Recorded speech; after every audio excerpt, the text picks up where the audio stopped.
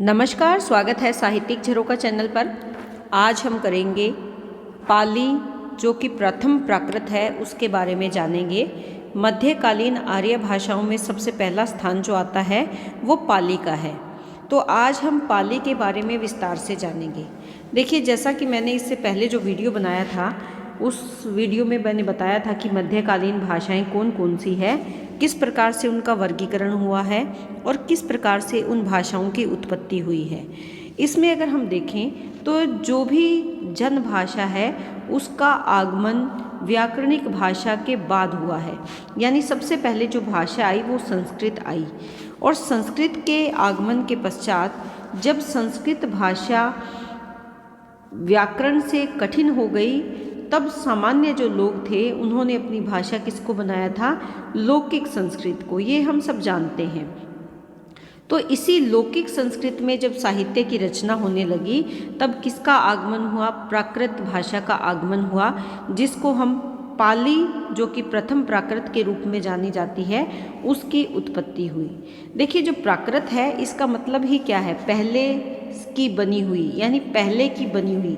अन्य शब्दों में हम कह सकते हैं कि ये अकृत्रिम भाषा है, यानी सामान्य रूप से इसका विकास हुआ है। इसके विकास के लिए कोई अलग से प्रयास नहीं हुए, बल्कि लोगों ने अपनी सहूलियत के लिए, जो जन साधारण के लोग थे, उन्होंने उस समय की साहित्यिक भाषा में जो बदलाव किया वो प्राकृत भाषा के रूप में सामने आया। जॉर्ज गिरियर्सन की बात यहाँ पर बहुत महत्वपूर्ण है। जॉर्ज गिरियर्सन इसको प्राइमरी भाषा कहते हैं। ये आप यहाँ पर ध्यान में रखें। जॉर्ज गिरियर्सन इसको क्या कहते हैं? प्राइमरी भाषा। ये आप इसमें पंक्ति ज़रूर डालें कि जॉर्ज गिरियर्सन ने इसे प्राइमरी भाषा कहा है। इससे क्या स्पष्ट होता है कि प्राकृत जो है संस्कृत काल की जन भाषा है। यानी प्राकृत संस्कृत के, जब संस्कृत साहित्य में पढ़ी जा रही थी उस समय प्राकृत को सामान्य लोग अपने भावों को अभिव्यक्ति के लिए प्रयोग कर रहे थे, अर्थात अपने दैनिक जीवन में प्रयोग कर रहे थे। तो जो प्राकृत है, अगर हम कहें कि प्राकृत वैदिक संस्कृत की भी जननी है और लौकिक संस्कृत की भी, यानी पहले से चल रही थी, सामान्य लोग इसका प्रयोग कर रहे थे।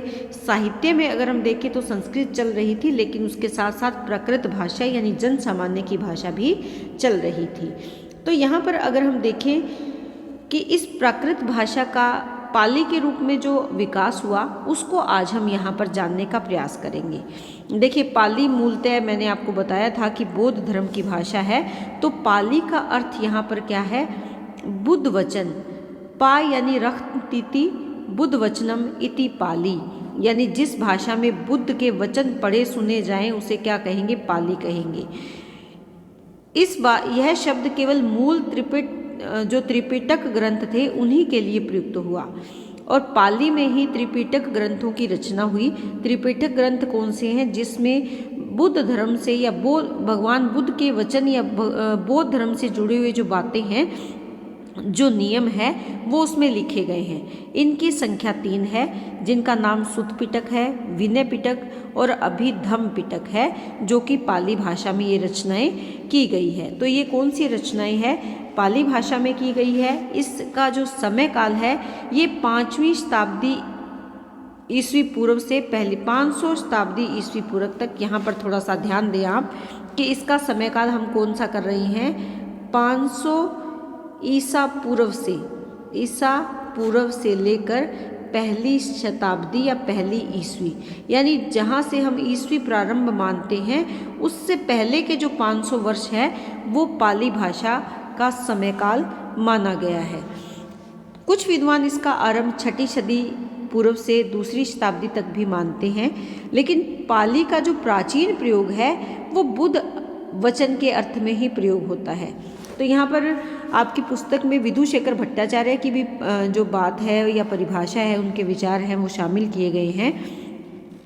ये मानते हैं कि पाली का अर्थ बुद्ध की पंक्तियों से विकसित होकर भाषा के लिए हुआ है।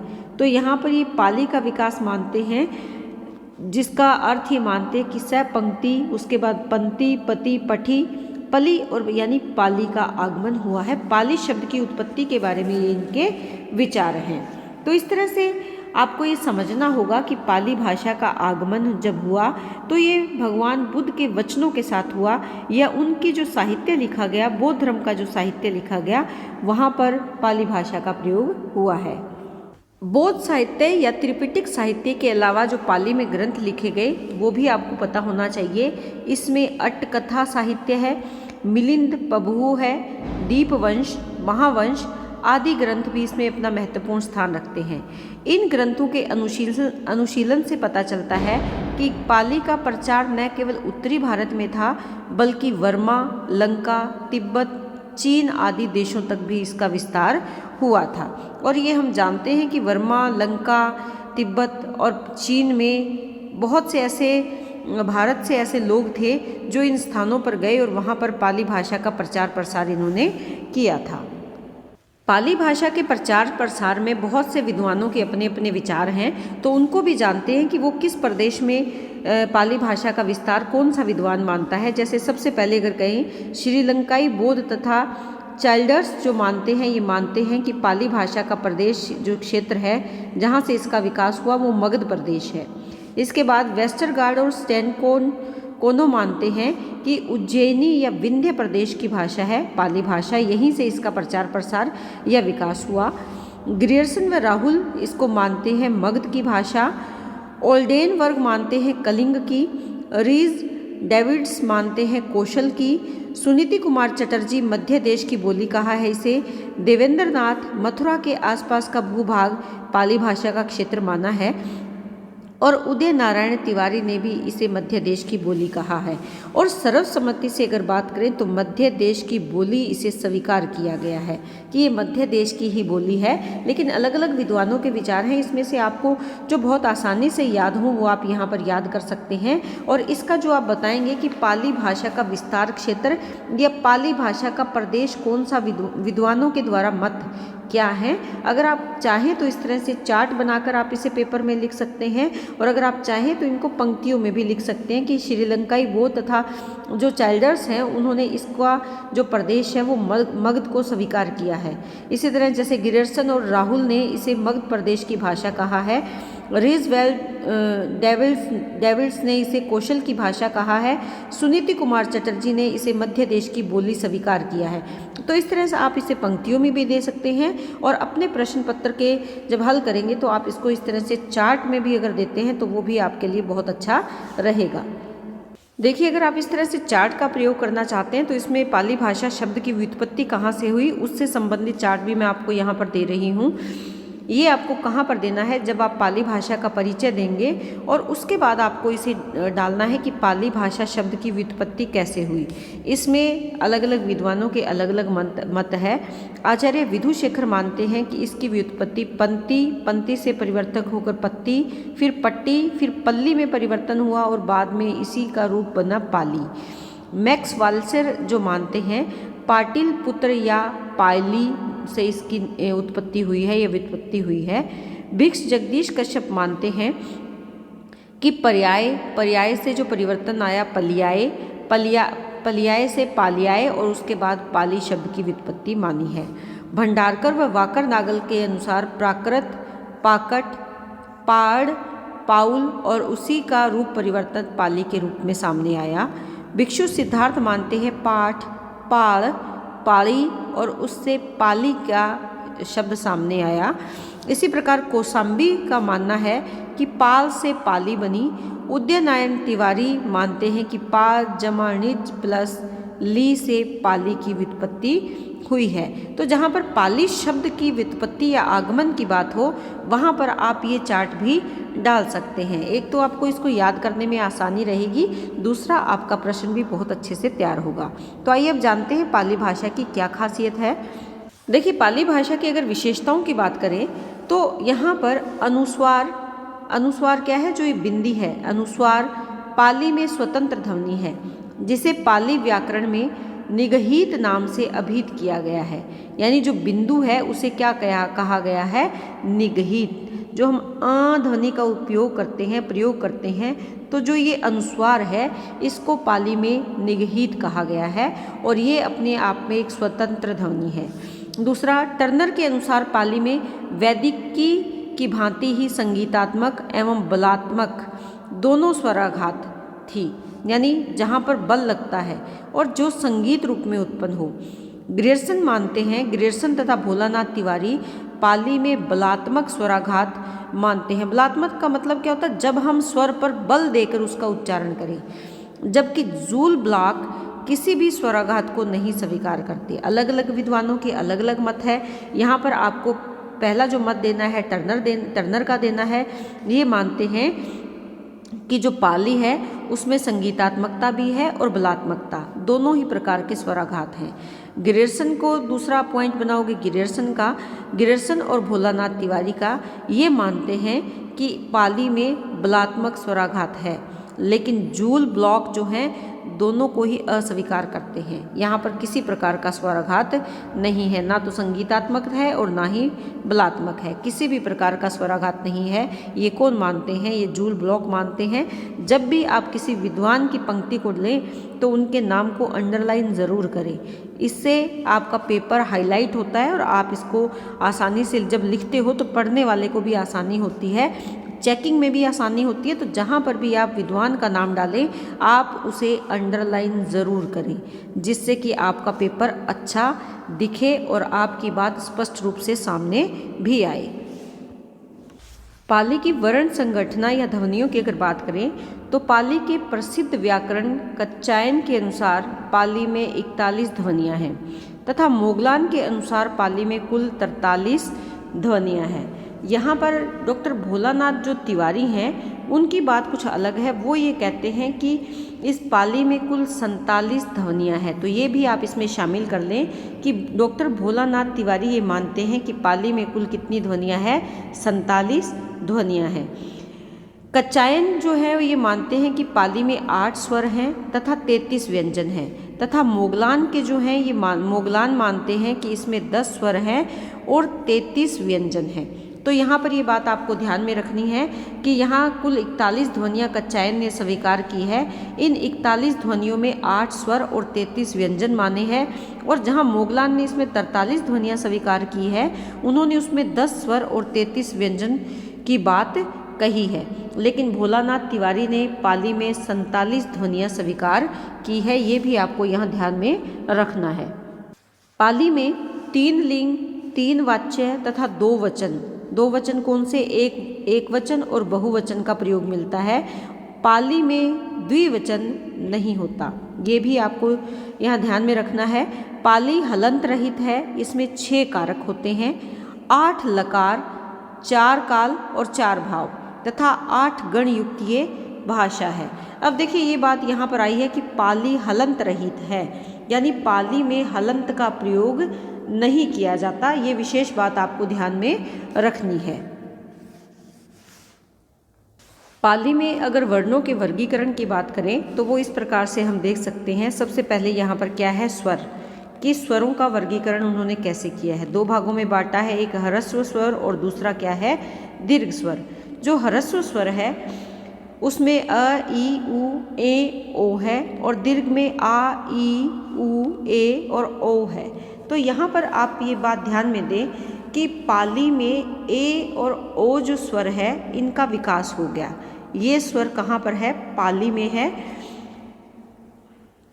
और ये इसका आगमन किसके कारण हुआ? जैसे कि मैंने आपको बताया कि पाली बलात्मक है, यानी इसमें बल लगता है, तो ये बलाघात के कारण इन स्वरों का आगमन यहाँ पर हुआ है। इसके साथ साथ अगर आप यहाँ पर ध्यान देंगे तो इसमें री शब्द नहीं है, री वर्ण नहीं है। इस वर्ण अगर कहें तो ये जो री ध्वनि है ये यहाँ समाप्त हो गई, चाहे री या री है, ये ध्वनि यहाँ पर समाप्त हो गई। री का स्थान पाली में अ ने ले लिया, ए का प्रयोग यहाँ पर हो रहा है, अ ने ले लिया। जैसे हम लिखते हैं हृदय, तो हृदय का स्थान यहाँ किसने ले लिया? हृदय। अ का प्रयोग हम कर रहे हैं, रे नहीं है, ह, अ आ रहा है तो हृदय। इसी तरह जैसे हम कहें कृषि, तो यहाँ क के नीचे हमने री का प्रयोग किया, लेकिन अगर हम इसका पाली में प्रयोग करते हैं तो ये है कसी, क, तो ये कैसे है? क, अ, सी, कसी। तो यानी री का स्थान किसने ले लिया? अ ने ले लिया। इसी तरह जैसे पृथ्वी है तो वो पृथ्वी लिखा जाता है, ये आप यहाँ ध्यान में रख सकते हैं। आगे अगर बात करें तो यहाँ पर अगर आप देख रहे हैं तो जो ए और ऐ वो भी यहाँ समाप्त हो गए। कहीं तो ये ए बन गया और कहीं इसका जो प्रयोग है इस तरह से होने लगा, ए औ, इस तरह से इसका प्रयोग होने लगा। जैसे रावण, रावण का ए रावण, यानी ए रावण, ए रावण, तो यहाँ पर इसका जो प्रयोग होने लगा ए रावण। संबोधन की बात हम यहाँ पर कर रहे हैं। इसी प्रकार से ओ का ओ अथवा औ बन गया। पाली में केवल 10 स्वर रह गए। ये आप ध्यान दें कि 5 ये हैं और 5 ही ये हैं, तो पाली में कितने स्वर रह गए? 10 स्वर रह गए। व्यंजनों की अगर बात करें तो पाली में जो ये लृ ध्वनि है, ये 2 ध्वनियाँ थी, एक तो लृ और दूसरी इस तरह से लिखा जाता है लह। ये ध्वनियाँ पाली में प्रयोग होती रही, परंतु लौकिक संस्कृत में ये दोनों ही ध्वनियाँ लुप्त हो गई थी।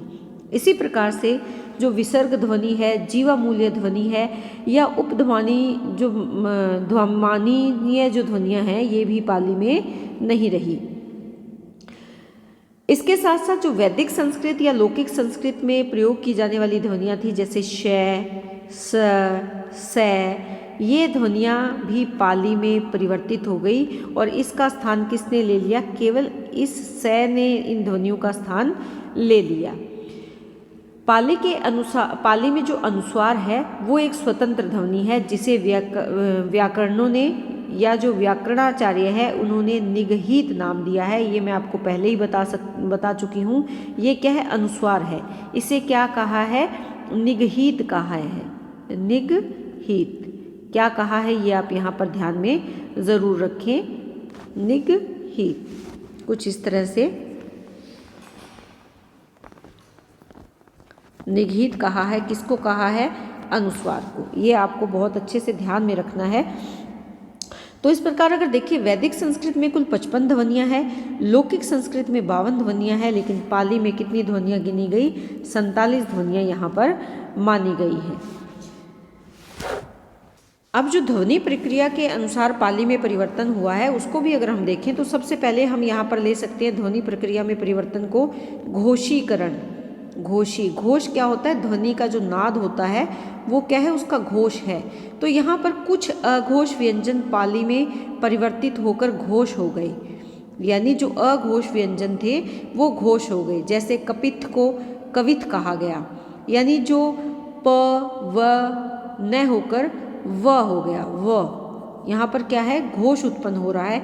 इसी प्रकार जो सफ्टिक है उसका भी उन्होंने पल्लिक कहा, उत्ताहो को उदाहु कहा, यानी शब्दों में परिवर्तन आने लगा और जो अघोष थे उनको घोष बना दिया गया।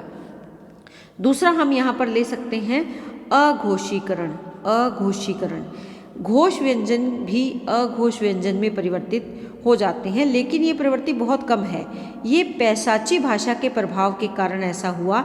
जैसे कहीं कहीं जो शब्द है, कुसीद शब्द जो है, इसका जो अघोषीकरण हुआ, द की जगह कुशीत त, तो यहाँ त जो है ये अघोष है, तो ये परिवर्तन आ गया। द क्या है? घोष है। और ये परिवर्तन किसके कारण आया? पैशाची प्रभाव के कारण हम ये देख सकते हैं। उसी प्रकार अगर हम तीसरी बात करते हैं, जो महाप्राण ध्वनियाँ होती है, महाप्राणीकरण। महाप्राणीकरण, महाप्राणीकरण में जैसे पल, पल का क्या किया? फल बना दिया, यानी इसको महाप्राण, ज़्यादा समय लग रहा है।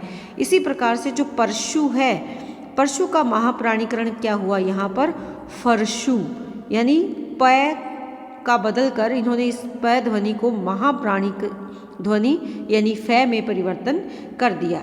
इसी प्रकार से अगर अल्प प्राणीकरण की बात करें, अल्प प्राणीकरण, अल्प यानी कम समय लगता है, कम सांस की ज़रूरत हमें होती है बोलने में, वो क्या है? अल्प यानी थोड़ा, थोड़े प्राण की जहाँ आवश्यकता हो वहाँ अल्प प्राणीकरण कहा जाता है। जैसे भगिनी, भगिनी को इन्होंने क्या कहा? बहिणी, यानी भगिनी जिसमें महाप्राण है लेकिन उसको आसान करने के लिए इन्होंने भगिनी का बहिणी शब्द प्रयोग करना प्रारंभ कर दिया। तो इस प्रकार से बहुत से ऐसे परिवर्तन हुए जो ध्वनि प्रक्रिया में हम देख सकते हैं। जैसे संस्कृत भाषा के ड़ और ढ़, इन व्यंजनों को ल और ल में बदल दिया इन्होंने ड़, जो ये व्यंजन है इसमें परिवर्तित कर लिया। इसी प्रकार र और ल का जो आपसी परिवर्तन हो गया, जैसे परी का पली हो गया, यानी र की जगह ये ल का प्रयोग करने लगे और ल की जगह र का प्रयोग करने लगे। दोनों जहाँ शब्दों में आ रहे थे वहाँ आपस में इनको बदल कर इनका प्रयोग इन्होंने प्रारंभ कर दिया। तो ये किसमें है, जो पाली भाषा में ध्वनि प्रक्रिया है उसमें भी समय अनुसार थोड़ा बहुत परिवर्तन आया है। यहाँ पर अगर हम मात्रा की बात करें, जो मात्रा प्रयोग है पाली भाषा में, मात्रा की अगर हम बात करें तो मात्रा प्रयोग पाली भाषा में विशेष उपलब्धि के रूप में देखा जा सकता है। यानी जो मात्रा संबंधी नियम पाली भाषा में बने वो पाली भाषा की विशेष उपलब्धि है। अक्षर या तो एक मात्रा का होता है या दो मात्रा का। ये यहाँ पर ध्यान देना है कि पाली भाषा में जो अक्षर प्रयोग होते हैं उसमें या तो एक मात्रा का प्रयोग होता है या दो मात्रा का प्रयोग होता है। जैसे कि संस्कृत शब्दों में संयुक्त व्यंजन द्वित्व व्यंजन के पूर्व दीर्घ स्वर आता है, पाली में संयुक्त या द्वित्व व्यंजन रहता है और उसके पूर्व स्वर ह्रस्व हो जाता है। तो ये आपको यहाँ पर ध्यान में रखना है।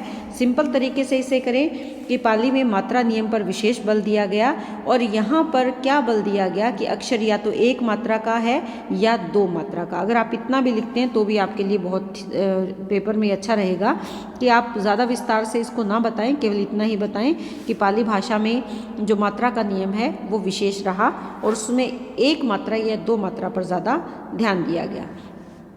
जो स्वराघात है, यानी पाली भाषा में जो स्वराघात है इसके बारे में हम पहले कर चुके हैं। स्वराघात में क्या बताना है आपको कि जो टर्नर है उन्होंने इसे संगीतात्मक और बलात्मक दोनों स्वराघात माने हैं। जॉर्ज गिरिसन ने इसे बलात्मक स्वराघात कहा है। जूल ब्लॉक ने इसे स्वराघात न होने की बात कही है कि पाली भाषा में कोई स्वराघात नहीं है। डॉक्टर भोलानाथ तिवारी पाली भाषा में बलात्मक स्वराघात या बलात्मक बालाघात को स्वीकार करते हैं। ये मैं आपको पहले इसी वीडियो में करवा चुकी हूँ। व्याकरण में भी पाली भाषा में अगर देखें तो स्वच्छंद और विविध रूप इसमें आए हैं। धीरे धीरे समय अनुसार इसमें परिवर्तन होता चला गया। व्यंजनों में भी अनेक ऐसे व्यंजन हैं जो लोप हो गए और अनेक ऐसे व्यंजन हैं जो इस भाषा में उन्होंने शामिल कर लिए या जोड़ लिए। ये आप यहाँ ध्यान में रखें। पाली भाषा में शब्दों के समावेश की अगर बात करें तो पाली भाषा में तत्सम शब्द बहुत कम है। तद्भव शब्दों का ज़्यादा समावेश हुआ है इस भाषा में। तद्भव शब्द कि पाली भाषा में तद्भव शब्द ज़्यादा है। जो संस्कृत में जो विदेशी शब्द हैं वे पाली में भी देखे जा सकते हैं। तो निष्कर्ष रूप से अगर हम बात करें कि पाली भाषा के इस प्रश्न को हमें कैसे समेटना है, इसका निष्कर्ष क्या करना है, तो अंत में आप बताएंगे कि पाली जो भाषा है वो प्रारंभ से लेकर अंत तक एक समान नहीं मानी जा सकती। उसमें कम से कम 4 सीढ़ियों का अनुमान लगाया गया है। यानी 4 सीढ़ियों पर हम पाली भाषा को देख सकते हैं। भाषा का पहला रूप वो है जो त्रिपिटक यानी बौद्ध धर्म के ग्रंथों में हमें मिलता है, जो कि पाली का प्राचीनतम रूप है।